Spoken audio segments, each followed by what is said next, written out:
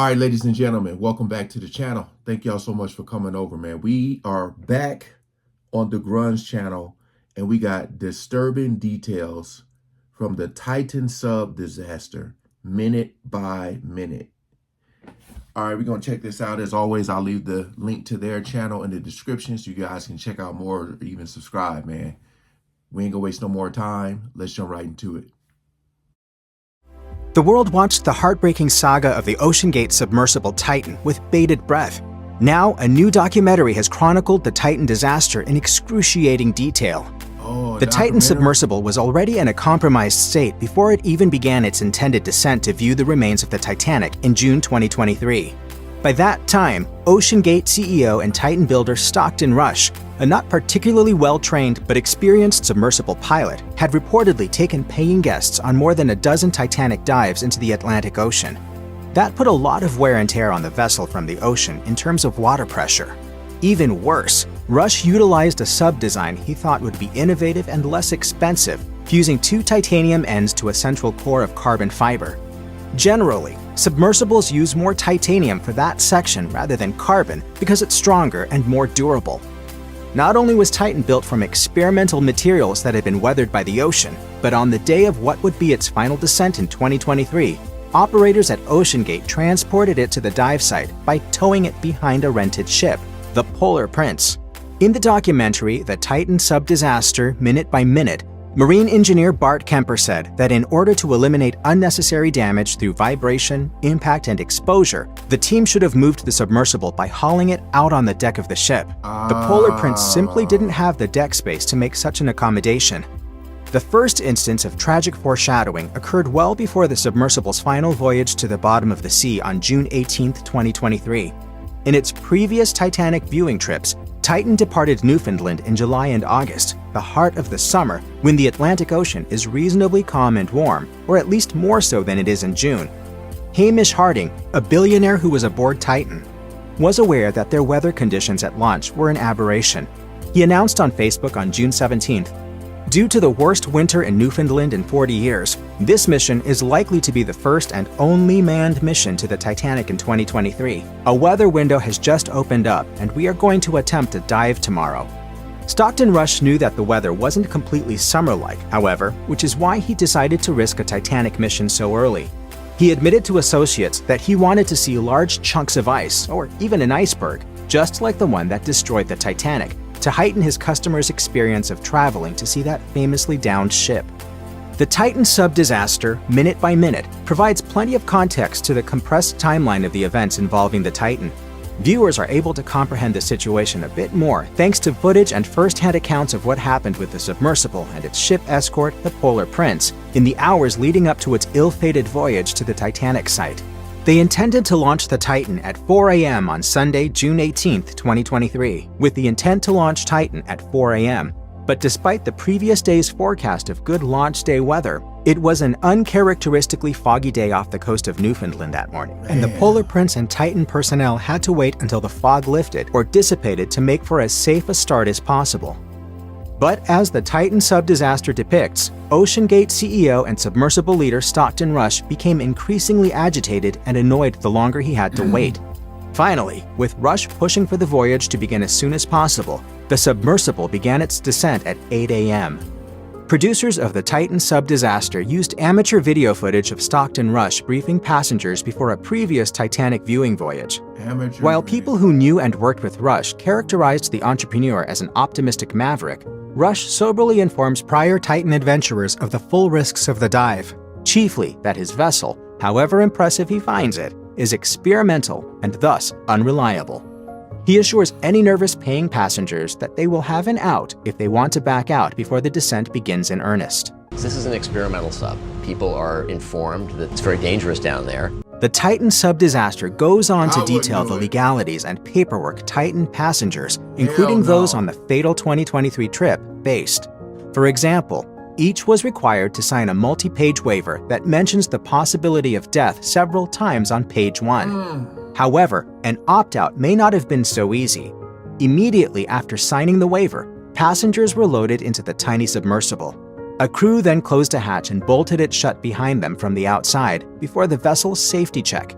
At that point, and even before the sub was underwater, there was no turning back. This is the point of no return. If there was any point to freak out, now would be the point to freak out. The submersible encountered trouble at 9:45 a.m., less than 2 hours after it began its descent into the Atlantic Ocean. I was trying to get through this without pausing it, man. Just hearing them, like, that wrench on those boats. Like, it's like you sign and then you're in, and it's basically no turning back because they're like, we out of here. I could not do it. I could not do it. I already hate flying. Then I can't swim. So ain't no way. It's just that, like, I don't feel like I'm claustrophobic. But then when I went to Disneyland, you get on that Finding Nemo ride, and it's just like oh no. Oh no. At that moment, the sub lost all communication with the surface. Marine engineers and sub-experts interviewed in the documentary, including Titanic film director James Cameron, theorized that on board Titan, a system alert warning of a hull failure sounded, and the crew likely dropped its ascent weights in an attempt to head back to the surface. And they probably had warning that their hull was starting to delaminate. It's unknown what exactly happened, or what happened next, due to the communications outage. Judging by the usual speed of Titan's descent, it's unlikely that the vessel was far enough along to view the Titanic crash site. Later in the documentary, it's definitively revealed that Titan passengers indeed never got to see the Titanic at any point in their journey. The sub never fully descended because the moment it lost communications, it suffered a virtually simultaneous violent episode that led to instant and complete destruction. The Titan sub disaster, minute by minute, spends a significant amount of time speculating on life inside that sub and what awful possibilities the people involved may have faced. For example, before it became clear that Titan had violently come apart underwater, rescuers entertained the possibility that the sub had resurfaced and drifted far away from the initial dive site. Concerted rescue efforts included Canadian military planes scanning an area as wide as 7,500 square miles, looking for life. This wouldn't necessarily have resulted in a happy ending. A total of 15 bolts locked the vessel into an airtight state from the outside. Had the vessel re-emerged, and if it were not spotted by rescuers by the time oxygen stores were depleted, the passengers could have frozen to death or asphyxiated while viewing the outside world and its breathable air through porthole windows. Just a few hours into the Titan rescue drive, equipment operated by both the US and Canadian navies detected a sound that emanated from near the known final resting place of the Titanic wreckage. As that's where Titan was heading, it seemed likely that the submersible was responsible for the sound. Analysis by the US Navy determined that the sound was an anomaly consistent with an implosion or explosion. Essentially, and as explained by the Titan sub disaster minute by minute, high-ranking members of the search and rescue squad knew that Titan had imploded before the sub had even been reported missing. The 5 days of hopeful searching for an intact ship with a live crew was ultimately all for naught, and the US Navy didn't reveal this until after the Odysseus 6K submersible discovered Titan rubble. The eeriest part of the Titan story reached the public for the first time via the Titan sub disaster minute by minute. On June 20th, 2023, about 2 days after Titan disappeared, Canadian military plane-based sonar devices detected a rhythmic banging sound delivered in a tap-tap, tap-tap sequence, which repeated around every half hour. The Titan sub disaster, minute by minute, plays a recording of the sounds several times, demonstrating how such a discovery charged and inspired the rescue teams. Individuals associated with the rescue effort thought it could be the sound of someone inside Titan banging on a wall, attempting to call for help with the only method available. It's more likely that the ominous or hopeful banging had nothing to do with Titan. Those sounds could have come from another surface-level ship nearby, or been generated by metallic objects in the ever-shifting sunken debris of the Titanic. It likely wasn't a distress call, because there's a certain protocol of sounds sub-crews are supposed to engage when their vessel sinks and communication systems fail. Additionally, it was later determined that Titan had already imploded well before the transmission of the metal banging sounds. The Titan sub-disaster, minute by minute, includes an extensive first-hand account of the submersible rescue efforts from Ed Cassano, CEO of Pelagic Research Services, owner and operator of a remote-operated, highly sophisticated submersible capable of withstanding depths even greater than that of Titan. Government agencies contacted Pelagic, which, thanks to a U.S. Air Force transport of its vessel, arrived at the dive site and made its descent just past 4 a.m. on Thursday, June 22nd, 4 days after Titan failed to materialize, and with an estimated 5 hours of oxygen remaining in the ship if it were still stranded and whole. Pelagic workers plunged the Odysseus 6K at a faster rate than usual because time was of the essence, 35 meters per minute versus 25 meters. At 6:15 a.m., with 2 hours of theoretical oxygen left on Titan, the ROV encountered a technical issue. Its thrusters failed, rendering it entirely useless. Workers had few options besides turning off the system and turning it back on again. That method worked, and Odysseus 6K continued its briefly delayed descent. When it landed on the ocean floor, Titan would likely have had little to no breathable air left, making Odysseus 6K's efforts at this stage all the more critical. When the moment that Titan was predicted to run out of oxygen came and went, rescuers continued to work, even though the possibility that the passengers were still alive diminished with every moment. 4 hours into the revamped mission, the Odysseus 6K's cameras made a grisly and haunting discovery in Titan's debris field. A large piece of metal, unmistakably the tail cone of Titan. And by 12 o'clock, sadly, a rescue turned into a recovery. The remote-controlled sub found this remnant on the ocean floor just 1,600 feet from the bow of the Titanic. Experts observed that the state of the cone bore signs of implosion. Over the next 4 days, the Pelagic team led the debris collection effort, which continued without pause and involved 6 dives of the Odysseus 6K. On June 28th, a ship hauled back what the ROV could locate of Titan. When the fragments were returned to the docks in Newfoundland, reporters noted how the pieces were immediately recognizable as submarine parts, like an intact nose cone, strands of the hull, and portholes with the glass blown out.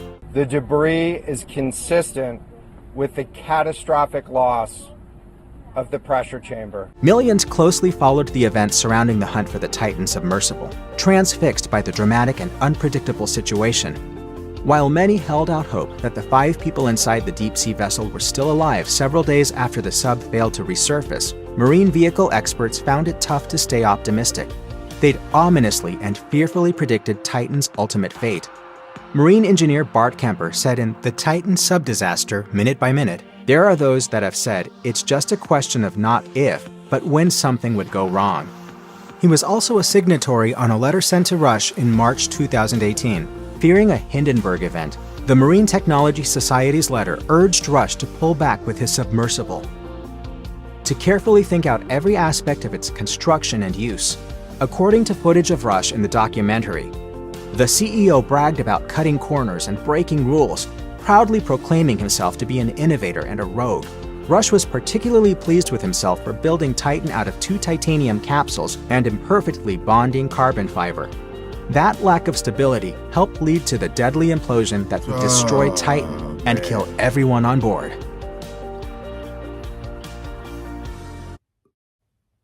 Just to know, like, I forgot, I think it was the one kid, right? The one kid who didn't really want to go.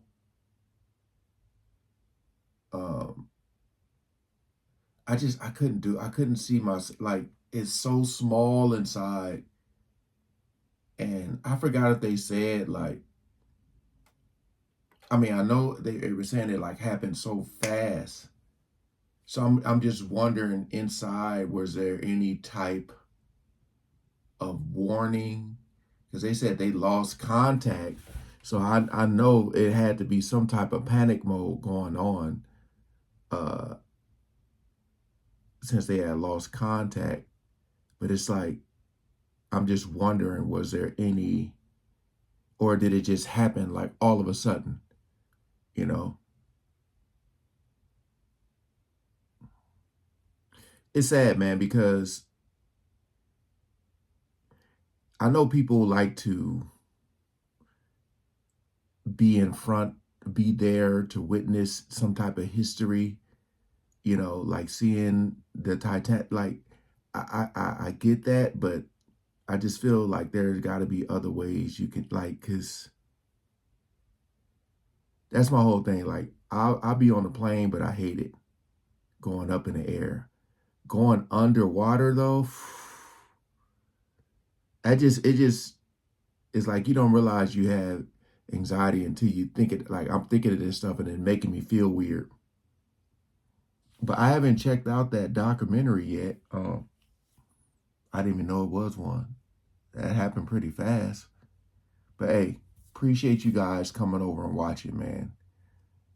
All right, peace out.